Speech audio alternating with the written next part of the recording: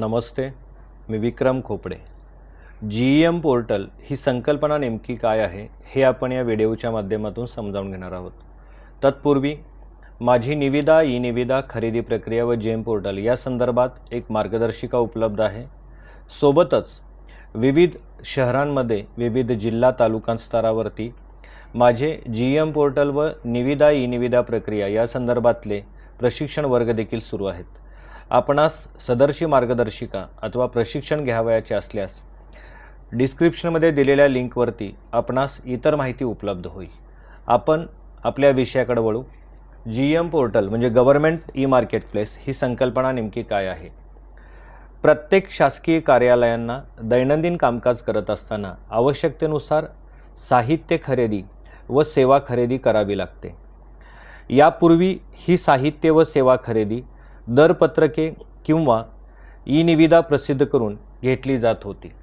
पण सध्या सदरची साहित्य खरेदी व सेवा खरेदी करण्यासाठी www.gem.gov.in या वेबसाईटची निर्मिती करण्यात आलेली आहे. थोडक्यात काय, आपण सद्यस्थितीमध्ये वैयक्तिक आयुष्यामध्ये जे ऑनलाईन शॉपिंग करतो त्याच ऑनलाईन शॉपिंगच्या संकल्पनेवरती आधारित ही वेबसाईट निर्मित केलेली आहे.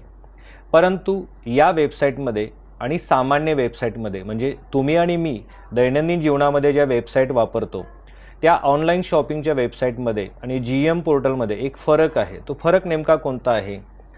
तर सामान्य वेबसाईटमध्ये बायर व सेलर हे दोघेही सामान्य नागरिक म्हणजे आपण सर्वजण आहोत.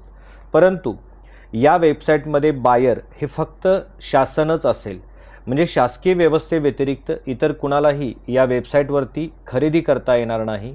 परंतु या वेबसाईटवर उपलब्ध असलेल्या वस्तू आणि सेवा मात्र सामान्य नागरिकांच्या आहेत. थोडक्यात काय, ज्या व्यवस्थापनाकडं किंवा ज्या व्यक्तीकडे स्वतःच्या व्यवसायाची कागदपत्रं आहेत व स्वतःचा व्यवसाय सुरू आहे किंवा नव्यानं व्यवसाय सुरू करायचा आहे, अशा सर्व व्यक्ती, अशा सर्व संस्था, अशा सर्व व्यवस्था स्वतःची व्यावसायिक कागदपत्र तयार करून या वेबसाईटला स्वतःचे विक्रेता म्हणून रजिस्टर करू शकतात व या वेबसाईटच्या माध्यमातून आपल्याला विकावयाच्या असणाऱ्या वस्तू व सेवा या वेबसाईटला रजिस्टर करून शासकीय व्यवस्थेला विकता येतात. थोडक्यात काय, या वेबसाईटची आपण जर रचना बघितल्यास आपणास एक गोष्ट लक्षात येईल. आपण सदरची वेबसाईट ओपन केल्यास आणि जर आपण या ठिकाणी साइन अप या पर्यायाला क्लिक केल्यास आपल्यासमोर दोन पर्याय उपलब्ध होतील. एक आहे बायर ऑर्गनायझेशन आणि दुसरा आहे सेलर किंवा सर्व्हिस प्रोव्हायडर. थोडक्यात काय, बायर ऑर्गनायझेशन या पर्यायाचा वापर करून आपण शासकीय कार्यालयांचं रजिस्ट्रेशन करू शकतो व सेलर सर्व्हिस प्रोव्हायडर या पर्यायाचा वापर करून आपण विक्रेता म्हणून रजिस्टर होऊ शकतो.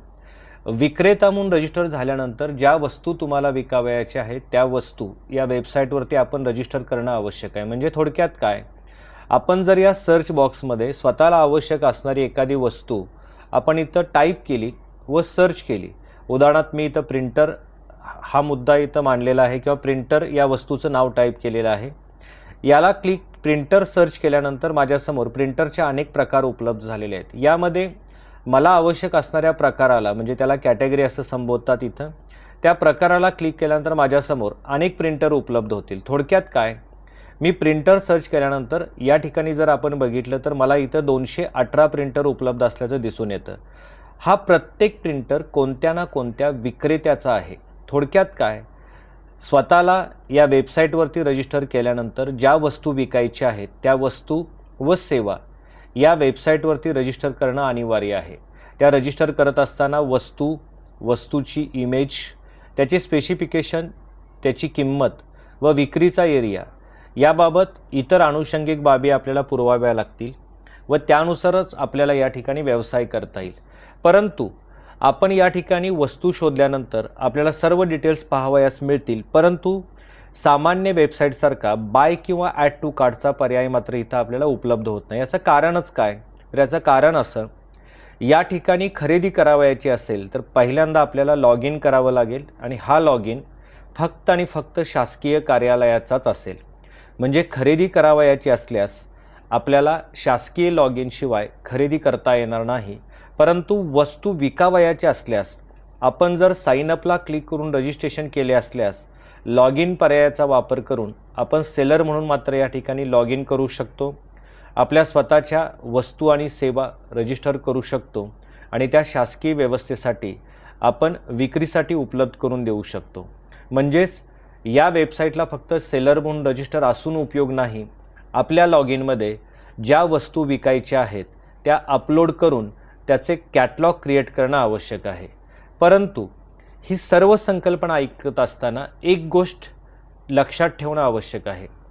सदर वेबसाईटच्या माध्यमातून खरेदी करण्यासाठी सर्व शासकीय कार्यालयांना आदेश दिले असतील तरी या ठिकाणी एक महत्त्वाचा मुद्दा आहे, तो म्हणजे काय, तर सदर वेबसाईटच्या माध्यमातून खरेदी करत असताना या वेबसाईटवर कार्यालयाला आवश्यक असणारी वस्तू किंवा सेवा जर उपलब्ध होत नसेल तर सदर कार्यालयाने सदरची वस्तू उपलब्ध होत नसल्याचा पुरावा प्रिंट मारावा व सदरची खरेदी जेममधून न करता सामान्य पद्धतीने करता येणं शक्य आहे। म्हणजे थोडक्यात काय, या वेबसाईटचा उपयोग करताना आपल्याला आवश्यक असणाऱ्या वस्तू किंवा सेवा इथं उपलब्ध असतील तरच त्या शासकीय कार्यालयाला खरेदी करता येतील, अन्यथा खरेदी करता येणार नाहीत। परंतु त्या खरेदी का करता आल्या नाहीत याचा पुरावा प्रिंट घेऊन आपण ऑफलाईन पद्धतीने खरेदी करू शकता। म्हणजेच जेममधून खरेदी करणं अनिवार्य आहे का, तर हो अनिवार्य आहे, परंतु ते कधी कार्यालयाला वस्तू आवश्यक असणारी वस्तू या वेबसाईटवर उपलब्ध असेल तर। जर ती वस्तू किंवा सेवा उपलब्ध नसेल तर वस्तू उपलब्ध नसल्याचा पुरावा, त्याला आपण नॉन अवेलेबल रिपोर्ट असं म्हणतो, तो प्रिंट करून आपण सामान्य पद्धतीने खरेदी करू शकतो। थोडक्यात काय, या वेबसाईटचा उपयोग करून शासकीय व्यवस्था साहित्य व सेवा विकत घेऊ शकते व या वेबसाईटचा उपयोग करून सामान्य नागरिक आपल्या वस्तू आणि सेवा या वेबसाईटच्या माध्यमातून विकू शकतात। एक व्यावसायिक म्हणून व्यवसाय वृद्धीसाठी या वेबसाईटचा खूप सुंदर उपयोग होऊ शकतो। सर्वांना आदरपूर्वक नमस्कार व सर्वांचे विनम्रपूर्वक आभार। कृपया ही माहिती आवडल्यास इतरांना शेअर करा, हे चॅनेल लाईक करा व सबस्क्राईब करा। धन्यवाद।